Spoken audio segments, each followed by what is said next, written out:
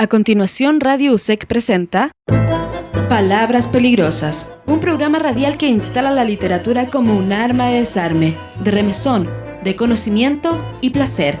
He aquí el peligro de las palabras, con la conducción del escritor y narrador Jorge Calvo. Hola, ¿cómo están ustedes, queridos amigos de nuestro programa Palabras Peligrosas? Un programa cultural y literario que resulta posible gracias al auspicio de Universidad SEC, Sociedad de Escritores de Chile y Signo Editorial. Tengo yo el agrado de presentar a nuestra invitada de hoy, que es un personaje muy especial. Su nombre es Magda Sepúlveda Eris y ella es académica titular de la Universidad Católica de Chile, investigadora asociada del Centro de Estudios Latinoamericanos Contemporáneos de la Universidad de Edimburgo. Ha sido profesora visitante en la Universidad de Leipzig, en Alemania, y en la Universidad de Salamanca, Universidad Sacro Cuore de Milán, y en la Universidad de Nápoles, en Italia. Sus principales líneas de investigación son poesía chilena post-1973, cine chileno, grupos de origen mapuche, pobladores, migrantes y movimientos juveniles. Su enfoque son los estudios culturales a través de los que aspira a contribuir a una sociedad más justa. Ha ganado numerosos proyectos financiados por el Estado chileno.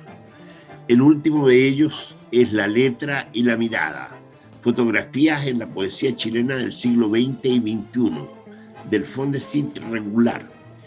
Forma grupos de investigación con personas de distintas experiencias generacionales y geolocales. Es coordinadora de la cátedra Gabriela Mistral. La profesora Sepúlveda ha dirigido importantes proyectos financiados por la Agencia de Investigación de Chile, ANID, y ha escrito varios libros. Destacan Chile Urbano, donde importantes investigadores norteamericanos y chilenos dialogan sobre la imagen del país en películas como Tony Manero, y la narrativa de mujeres como la novela de Nona Fernández.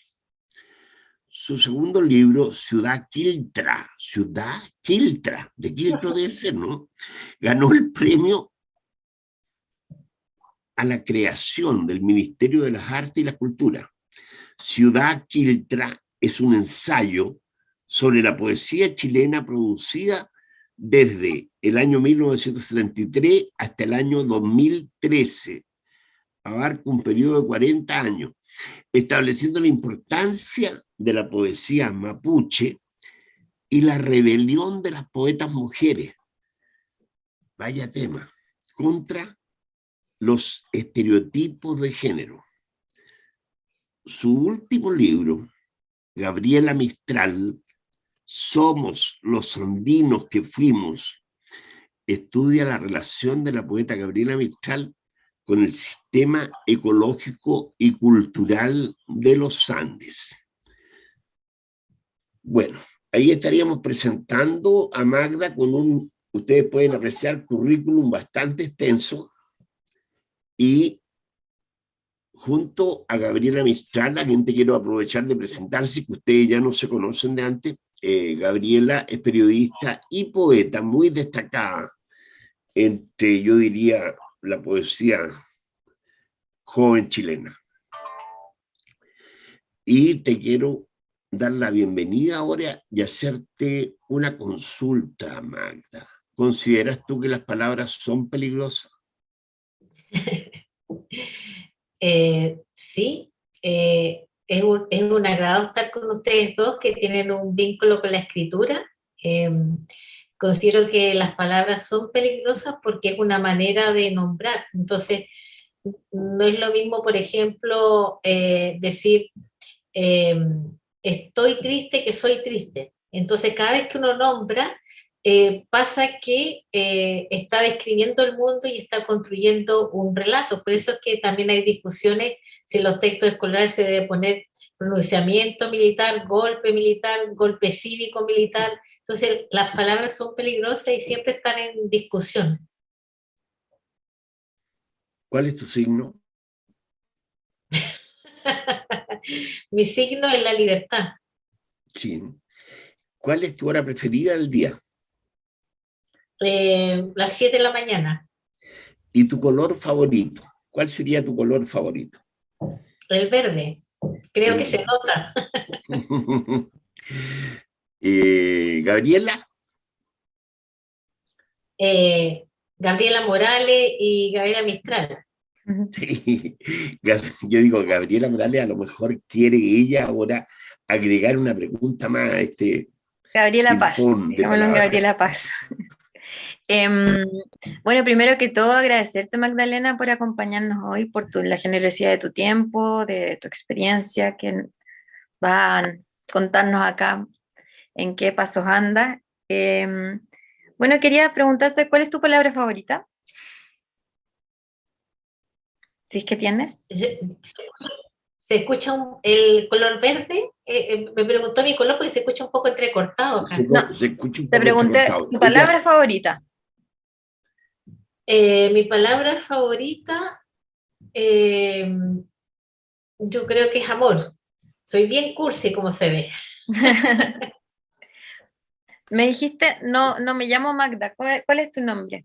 Adelante. Tu nombre no por Ruth. Tu nombre no por documentación. O sea, mi nombre de pasaporte, mi nombre legal, es como se ve en la pantalla. Efectivamente me llamo así. No me llamo Magdalena en ningún documento legal. Me llamo Magda. Ah, ya. Perfecto. A eso te referías. Yo pensé que tenías otro nombre que te gustaba que te dijeran de otra manera. Te referías a que no te llamas Magdalena, te llamas Magda. No, mi avatar se llama de otra manera, pero no lo confesaré aquí. Ah, ya. Entonces no estaba tan equivocada, hay una identidad ahí. Muy interesante. Mira, la idea nuestra, la verdad es que yo me doy cuenta que contigo podríamos conversar sobre una serie de temas, porque estás tocando en tu especialidad muchos temas que nosotros acostumbramos a tratar en nuestro programa, que ya tiene 5 años, y en donde hemos entrevistado una gran cantidad, como tú supondrás, de poetas, porque en este país hay más poetas que narradores. Entonces, que se han entrevistado un 80% de poetas y un 20% de narradores, más o menos, en esa proporción. Pero la mayoría de ellos son poetas que han nacido, que se han formado después del 73. Así que yo me imagino que tú tienes una mirada sobre ese fenómeno bastante completa, porque tu experticia está ahí, digamos. Pero ahora, en este momento, nos interesa mucho Gabriela Mistral. Gabriela Mistral es una figura que en el tiempo ha ido creciendo, fíjate. Al comienzo parecía que era una poeta así muy incapaz de quebrar un huevo, porque el único poema que yo conocía de ella era Piececillos de niños azulosos de frío, pero a medida que ha ido pasando el tiempo, yo creo que ella ha ido ocupando un espacio cada vez más grande, ¿eh? Y creo que en este rato el mismo Neruda se debe sentir amenazado, porque yo creo que lo está desplazando un poco. Ella es muy potente, es muy potente. Entonces, ¿por dónde comenzar? Tiene muchas aristas, Gabriela Mistral, ¿no? Me llama mucho la atención en tu libro, que estuve leyendo, tú estableces una suerte de vínculo potente entre ella y dos temas que me parecieron muy notables, que son la condición indígena o la tierra y la cordillera.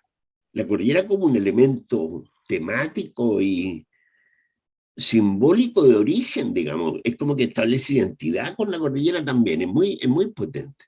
Me gustaría si pudieras tú explayarte un poco en ese concepto.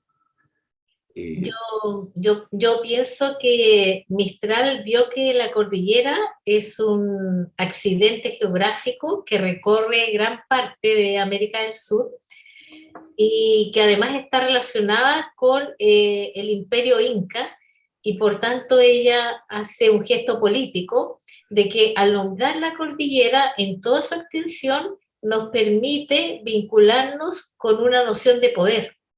Es decir, con un momento en que fuimos poderosos, en que construimos caminos, en que teníamos una organización central y a la vez descentralizada, y que estábamos unidos.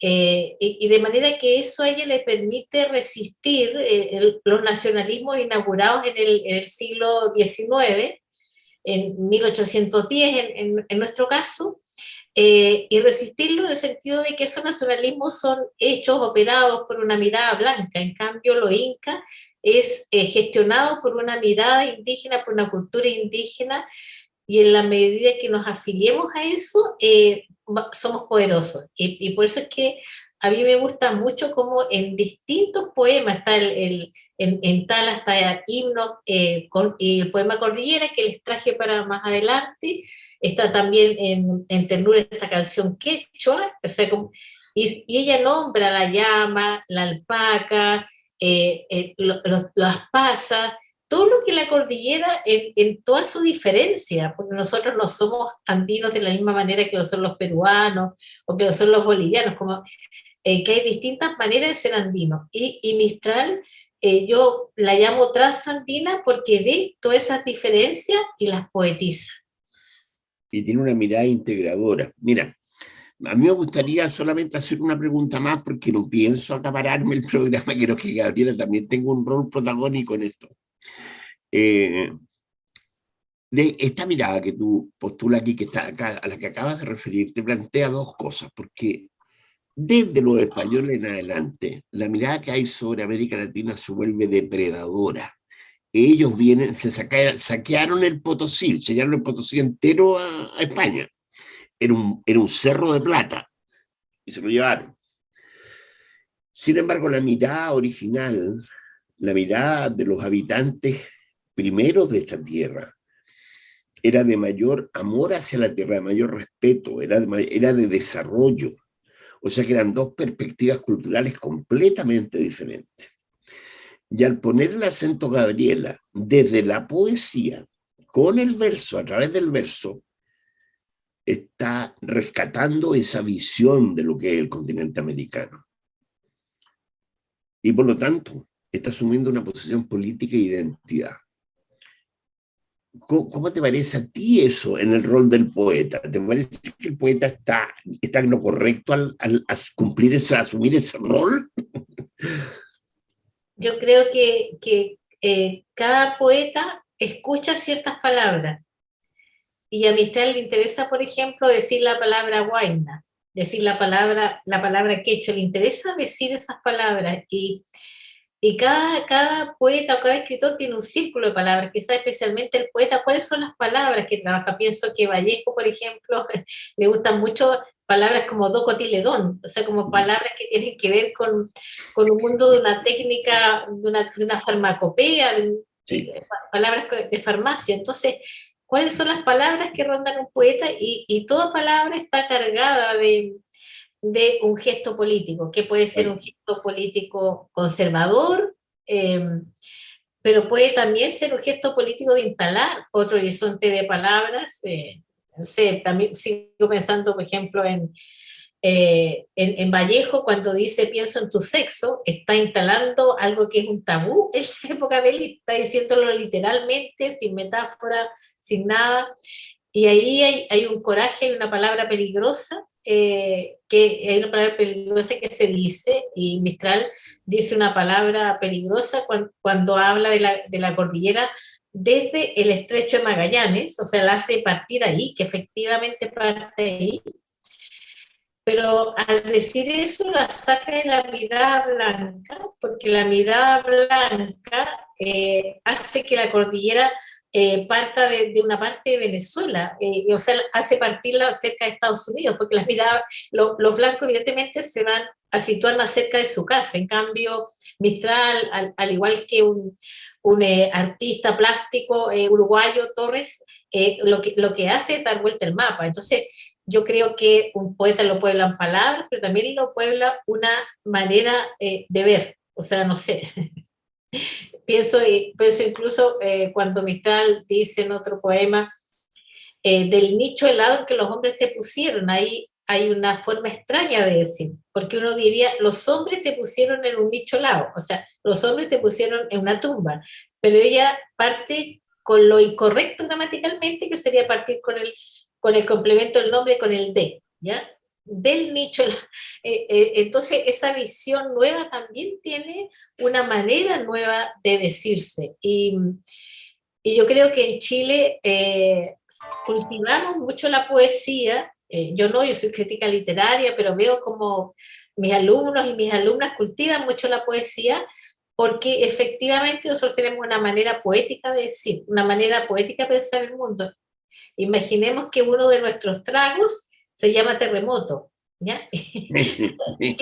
¿Qué más poético que eso? O sea que, en ningún otro país de la Tierra le puede ser un trago. Es aquí, claro, ¿no? claro, pero aquí esta poesía llena de humor, además que tenemos nosotros como en nuestras culturas chilenas, nos da una cierta belleza, diría yo. O sea, y por tanto,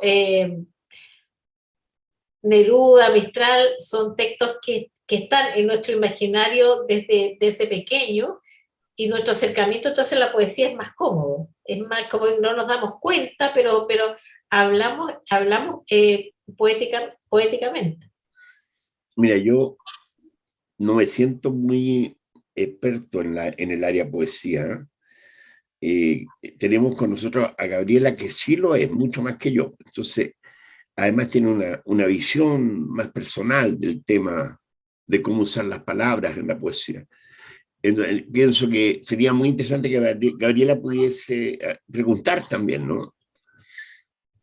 Te Eh, invito cordialmente, Gabriela. Primero que todo, no soy experta en poesía, pero Ni sí yo menos. escribo como que no puedo hacer otra cosa. Claro, lo que tú dices, Magda, es básicamente el registro, ¿verdad?, de palabras con las que cuenta un poeta o una poeta. Y claro, a mí me pasó, me llama la atención lo que dijiste, porque el año pasado estuve en España y leí y me decían, qué manera de notarse que eres chilena. Y yo decía, ¿por qué? Porque mi poesía no es, en ningún caso es de urgencia, no es política, si se quiere decir en términos de poesía de urgencia, en contexto de lo que nos venía pasando como Chile, ¿verdad? Y me decía, ¿y yo por qué? Y me dicen, el registro, es muy telúrica tu poesía, es puro mar, puro, aunque no digas mar, es mar, aunque no digas cordillera, es cordillera. Y claro, y creo que a muchas poetas que estamos acá nos pasa eso, que nuestro registro está totalmente intervenido por la geografía, querámoslo o no. Y en relación a esto, en relación al registro de las palabras, ¿cómo te vinculas tú a la literatura? Y luego, ¿cómo te lleva este camino a terminar dando una cátedra particular de Gabriela Mistral? Yo llegué a Gabriela Mistral por un poema que habla del pan tostado, ¿ya? ¿Ya? Y el pan tostado tiene una forma especial de producirse en Chile, que en general no es a través de la máquina No, claro. donde se quema el pan, sino que es a través de un instrumento de fierro, de Claro, lata, es de muy una lata, artesanal. claro, es muy artesanal. Y entonces ella habla de ese pan tostado. Y a mí, cuando valoró un alimento tan cotidiano, me maravilló. Así llegué a la poesía de Gabriela Mistral, porque además cuando ella habla del pan tostado, lo vuelve una metáfora de nuestras culturas chilenas, lo digo así en plural, porque pienso que hay muchas culturas chilenas, pero el pan tostado atraviesa gran parte de las culturas chilenas, y la atraviesa, como dice ella, mitad blanco, mitad tostado. Y por tanto hace una metáfora de nuestra pluralidad étnica con la cual convivimos. Así llegué a Mistral, pero primero me dediqué a la poesía que representaba la ciudad porque yo no nací en la capital, entonces yo llegué a la capital, igual que esos personajes de los cuales se ríen los santiaguinos, como una provinciana.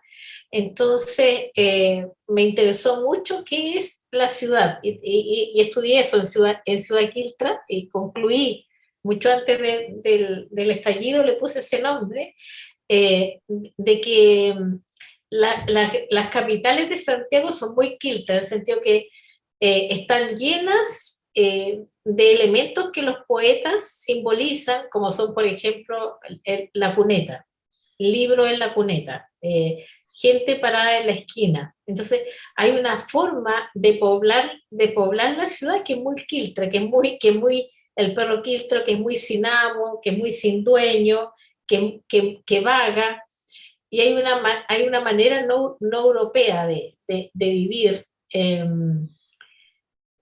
que me es agradable y que quería explicarlo porque me es agradable, por ejemplo, en contra de a quienes les gustan las paredes blancas, de a quienes les gustan las ciudades higiénicas. Me parece que nuestras ciudades tienen una memoria en los muros y una forma de habitarlas. Así que son ciudades que están vivas. Hay un exterior que es sumamente potente, de gente con carros vendiendo cosas. Cerca de donde yo vivo, por ejemplo, hay unos mendigos que lo he llamado los mendigos elegantes, ¿ya? Porque cuentan un relato para pedirte dinero. Entonces dicen, mira, estamos defendiendo los animales, los perritos abandonados, necesitamos alimentarnos. ¿Nos puedes colaborar con algo? Esto es un relato, además muy actual, de preocuparse de los animales y entender que ellos también son los sujetos vivientes. Y entonces saben de alguna manera entienden a quién le están hablando, porque es un lugar donde hay muchos restaurantes, pero están pidiendo dinero igual que un mendigo, porque y cada relato es diferente. O sea, el otro es para ayudar a gente que está en rehabilitación, etcétera. Por supuesto, ya los conozco a todos. Ellos también me conocen a mí, entonces ya evitan pedirme. Está también otra señora, por ejemplo, una mendiga, que además se viste muy elegante, en donde siempre dice, disculpe, me acaban de robar.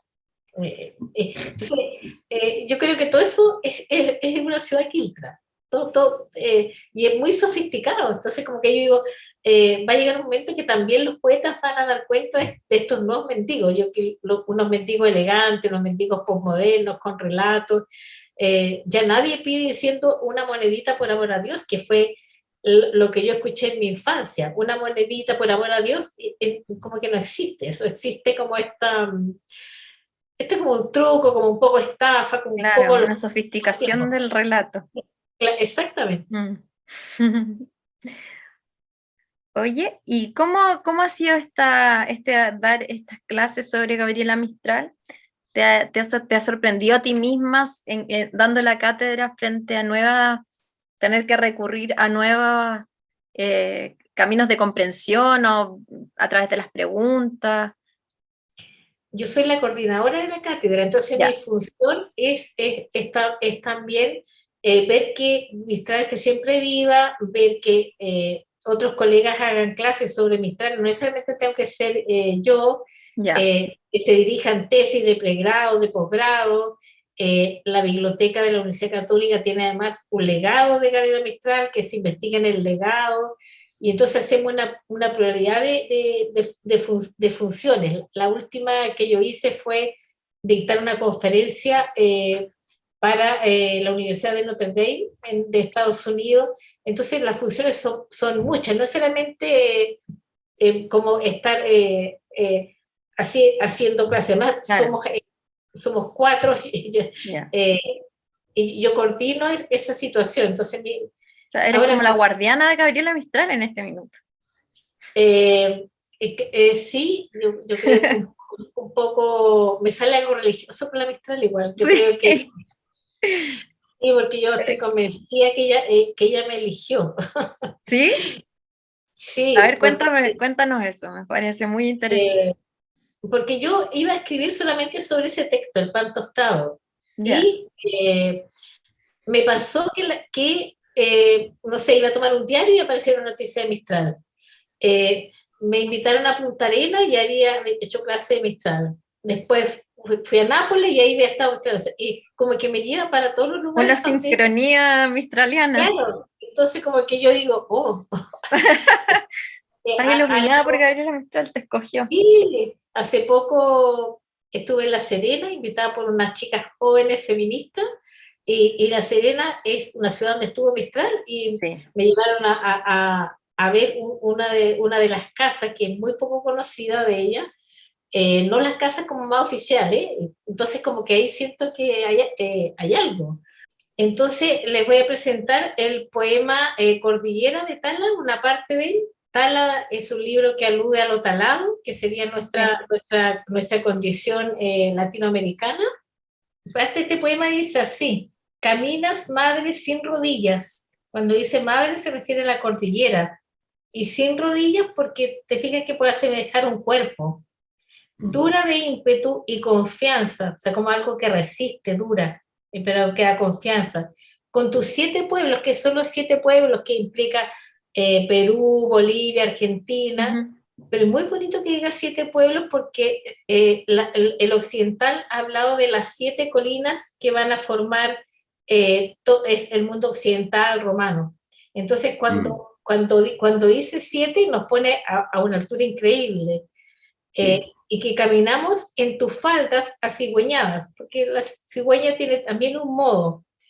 Caminas la noche y el día desde mi estrecho a Santa Marta. Y eso es interesante porque el estrecho es el estrecho de Magallanes, de ahí hasta Santa Marta, es decir, en Colombia. Claro, hasta el límite final de El Colombia con Caribe, Venezuela. Santa Marta está en el Caribe, claro. Exactamente, entonces como que lleva incluso la cordillera hasta un límite increíble y sube de las aguas últimas la cornamenta de la Concagua, nombrando una de las montañas más altas de Latinoamérica. Entonces, no solamente va a dar vuelta el mapa, sino que fíjense ahora lo que destaca de la cordillera en otra estrofa, dice: vivoreas de las señales del camino del Inca Huayna. Y ahí es donde yo veo la necesidad de ella de nombrar Inca Huayna. O sea, el amor por esa palabra, porque esa palabra nos lleva a otro tiempo que para ella es un tiempo que no ha pasado. Y agrega veteada de ingenierías, o sea que el camino del Inca ella lo ve como ingeniería. Nuevamente nos pone en una igualdad. Entonces, en Mistral no hay un subordinarse al mundo blanco, hay un ponerse igual, o incluso a veces más que el mundo blanco. Y por ese camino van tropeles de alpaca y llama, que son los camélidos andinos. De la hebra, porque los indígenas son tejedores, de la hebra del indio atónito, de un indio sorprendido, y de un indio que cuando ha sido colonizado dice: y del ay de la quena mágica, porque la quena imita el sonido del viento en la montaña, pero se vuelve muy triste después de la colonización. Donde son valles son dulzuras, porque el valle implica el lugar donde se va a aposentar el agua. Donde repechas, donde vas a descansar, das el ansia.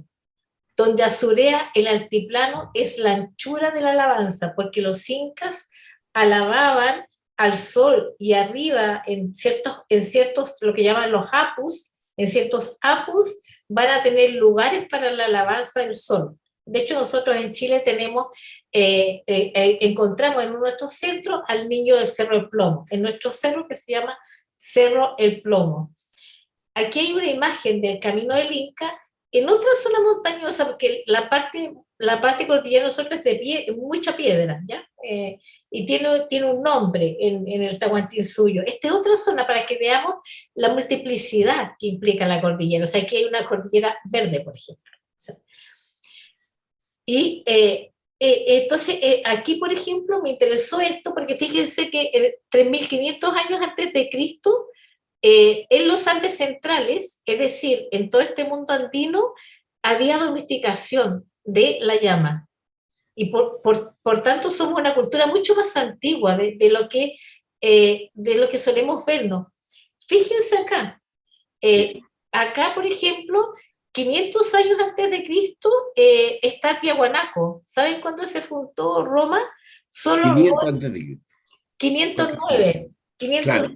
Entonces solo tenemos 9 años de diferencia con Roma. O sea, somos una cultura andina muy antigua, imperial, igual que el Imperio Romano, porque existían grupos indígenas antes incluso. O sea que nuestro imperio está al mismo nivel que el Imperio Romano. Y eso es lo que a nosotros nos falta como entender, y que Mistral va a reivindicar. Entonces, y va a reivindicar no la flauta, que es el elemento occidental, sino que la quena, ¿ya? Y aquí les presento una quena. O sea, otros instrumentos que tienen que ver con nuestra condición indígena. Y se va a detener en el Cusco muy precursoramente, y después lo va a hacer Neruda en alturas de Machu Picchu. Por eso es que Neruda reconoce a Mistral y la valora. Dice así, en este mismo poema: vuelven los tiempos el sordo río, o sea, que vuelve un tiempo, y se les oye la arribada a la meseta de los Cuscos, que es la peana de la gracia. O sea, el Cusco es nuestro gran monumento. Silbaste el silbo subterráneo, muy sonoro, silbaste el silbo subterráneo, es un llamado subterráneo a la gente color del ámbar, que seríamos todos nosotros. No desatamos el mensaje enrollado de salamandra, y de tus tajos recogemos nuestro destino en bocanada. Entonces, ella es un llamado a darnos cuenta que somos unos sujetos andinos. Y por eso quizá voy a terminar aquí con una parte que dice: otra vez somos lo que fuimos, cinta de hombres, anillo que anda, viejo tropel, larga costumbre. Me gusta. Y de ahí sale el nombre de tu libro, ¿no? Otra vez somos lo que fuimos. Exactamente, de ahí sale, porque otra vez somos en el presente lo que fuimos en el pasado, andinos. Claro. Otra vez podemos ir por los caminos como una cinta, como un anillo. Sí. Otra vez somos viejo tropel, larga costumbre. Hermosa descomposición de lo escrito, Magda. Oye, ¿y dónde se puede encontrar tu libro? ¿Cuándo sale? ¿Ya salió? Mi libro está por Cuarto Propio. También mi facultad lo ha puesto disponible, se puede bajar. Les puedo enviar.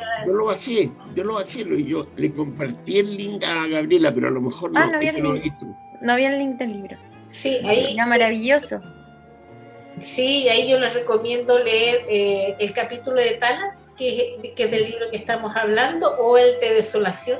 Me parece que tiene una lectura que nos hace ver, nos ayuda a ver la grandeza de Mistral. O sea, Mistral es mucho más allá de la educadora, es mucho más allá de la persona tierna.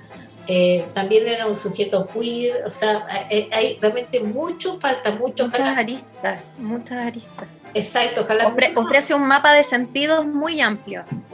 Claro. Además, su mirada es bastante corrosiva y contestataria. Entonces, yo creo que por eso aquí le tuvieron dificultades para entregarle el premio nacional. Oye, yo creo que a Gabriela Mistral se le ha tratado de domesticar, ceñir a una domesticación. Palabras peligrosas, un programa radial que instala la literatura como un arma de desarme, de remesón, de conocimiento y placer. He aquí el peligro de las palabras, con la conducción del escritor y narrador Jorge Calvo.